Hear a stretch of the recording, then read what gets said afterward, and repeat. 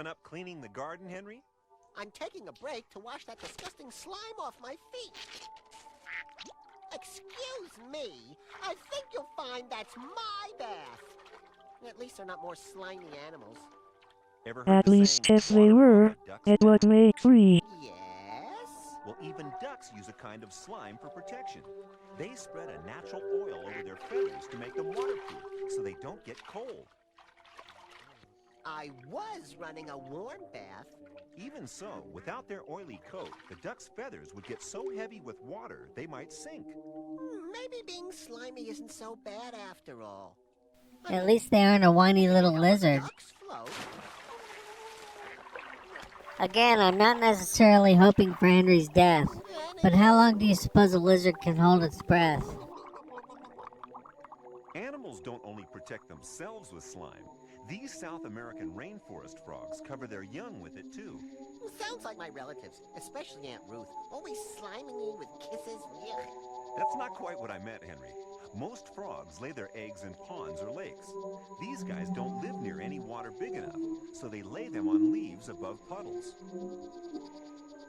I'm hungry for tapioca for some reason. That's what they use the slime for. It sticks them to the leaf and protects the young tadpoles while they grow.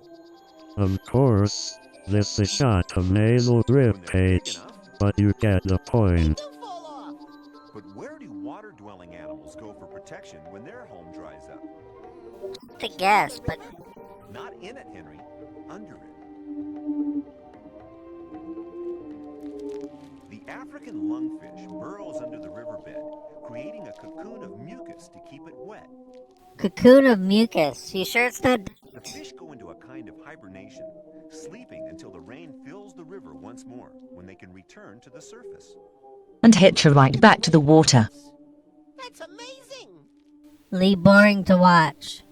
These fish have loads of water. Why do they need slime? All fish coat their bodies in a layer of protective slime.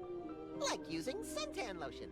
Exactly, only for defense against parasites, tiny creatures which feed on their bodies. Clownfish have developed a special coating to live among sea anemones. What? Don't Open your fucking ears, you little turd. Don't those things sting? Normally, yes, but the clownfish's layer of mucus makes it immune to the poison. They can move safely through the anemone's tentacles, eating food that other fish can't reach. Another smart fish. And helpful. They help the anemone eat by fooling other fish into thinking it's safe to come near the trap. Wow! Talk about every fish for himself.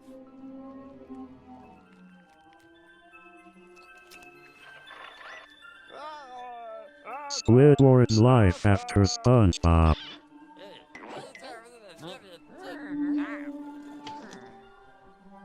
This stuff gets you so high.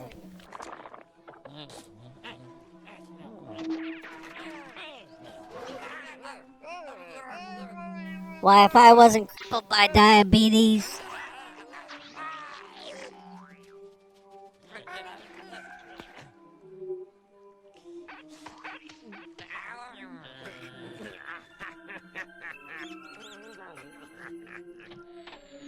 Don't tell me you're still trying to catch a few little snails, Henry.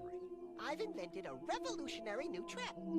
The old bucket on the door trick, huh? Ah, but this trap uses slime. Actually, quite a few animals use slime to make traps. Oh, yeah? Bet they don't use a bucket, though, huh? What a great point. I take it back, Henry. Oh, I have faith. Faith in your ability to mess things up all the time. Henry, I'm not the only one that hates you. Here, Snaily Snailies. Henry's got some lettuce for you. Splat! Henry, have you ever succeeded at anything ever? Next, don't we? That's not right. When they pushed the door, it should have... That's what I love happy endings. Anything you can mess up, you will mess up. Also, we started an I Hate Henry club. Wanna join? Good try. But next time you need a slimy trap, take a tip from the New Zealand glowworm. Where worm? All I can see is some weird crystals. I'm tripping, Sparkling man. jewels with a deadly secret. They're strands of slimy silk, hung from the cave by the glowworm, like a glittering trap. A trap? The glowworms attract prey by lighting up luminous organs at the base of their body. They're Mormons, so, you know, they have to take their fun where they can find it. I guess that's why they're called glowworms. Right, and they use the light to lure insects into the sticky threads. Like moths to the flame. Precisely. Then the sweet release of death. Oh crap, I got a big one this time. Haul her on up and take her home for Martha to cook up right, don't you know? Slime makes an excellent trap, even for plants. Sundews are a relative of the Venus flytrap. Yikes! Meat-eating plants! Now I'm definitely not touching my salad. Henry, were you dropped from a height when you were a baby? He fires a slimy glue jet at his victims that hardens on contact. Excuse me. And what's wrong with that? Disgusting. JD? What is that strange I mean, not that I Part Thing, insect, eh. part worm. And its slimy weaponry doesn't stop with its glue gun. What more do you need? How about Well, he doesn't poison talk about it saliva? much, but he has a Inject switchblade them and brass to knuckles prey. in It his digests waistband. their guts before the peripatus sucks them out to eat. I can't take any more of this. Give me a nice bowl of ice cream any day. Listen, you little toad, you're on a nature show. Show some backbone, pansy. And now, ladies and gentle lizards, it's time for Henry's amazing Golden Gecko Awards. And Meryl Streep instantly wins them all. The end. Of my all-time best amazing slimy animal are... In third place is the salamander, which has to keep its skin moist at all times. And not just... And rumors of his addiction to crystal meth are all filthy lies. Grows up in mom's pocket, going from slimy jelly bean to furry jumper. And his resemblance to a soggy bear is no reason to shun him. Winner of my Golden Gecko Award for the all-time best amazing slimy animal is... the Not much to say about him. Good night and have a safe drive Other home. amphibians, the tiny poison arrow frog of South America secretes a mucus over its skin to stop it drying out. It's also how they defend themselves from predators. Poison arrow frogs have the deadliest skin in the world. Wouldn't want to mistake these guys for a candy bar. Usually their bright colors warn away other animals, and boy are they bright. Green, yellow, blue, And so on. blue, Snap this up, Henry. all of which help them to find a little froggy mate of their own kind. So with poisonous slime and a rainbow of colors, the poison arrow frog wins my award for the all-time best amazing slimy animal. Damn, go next year. How could you possibly do that? Oh, I'm working on it. I got a plan. That's all you need to know for now. You know, spitting is becoming a legitimate sport. It's already an exhibition sport at the next Olympics. I suppose you expect to win that too? Fan, no, spitting is too valuable to me for spiritual reasons to cheapen it with formal competition. You're weird. I know.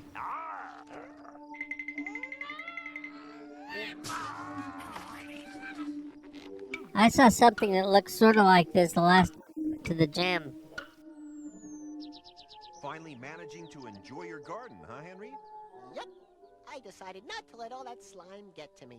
What's with the bowl of assorted innards, Henry? Can't have any. That's dog for I hate you, Henry. Not have slime? It's saliva, actually, and he uses it to eat with, as you can see. Oh, and to lick his balls, of course. Drooling. Go away, why don't you? Oh, all right. How can I resist those puppy dog eyes? You could spray Raid in his face. Mmm. Hey, you dripped on my half.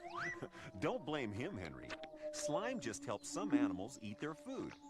Other times, it is food. Ah, consuming the Slime unborn, how protects nice. Frog eggs from drying out, but not from being eaten.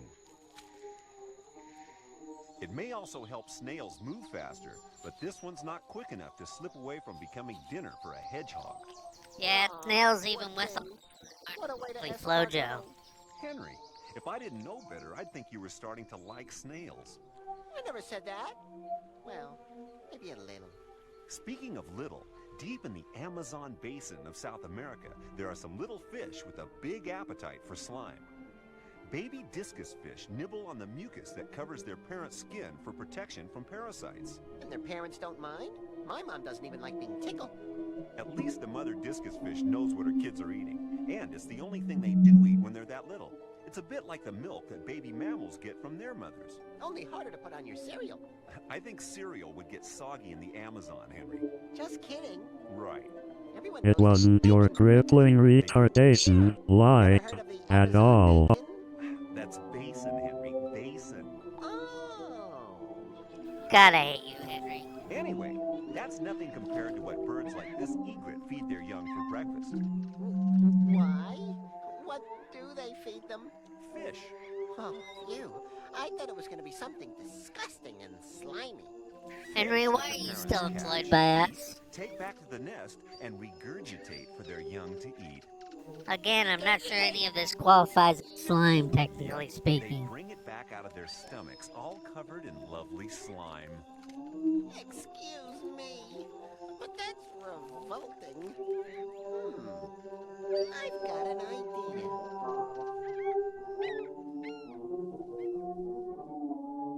What's in the jars, Henry? I've made a special Kool-Aid.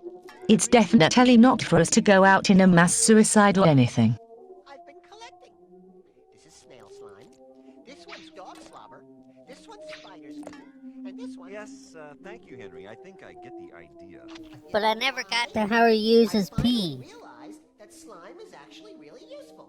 Everything in nature has a purpose. Even dog spit. Dare I ask, what's in the big jar? Oh, No. that's just pus with food coloring. I think I'm going to... There. That's what's in the big jar. Henry, have you ever read Old Yeller? I have to go to the...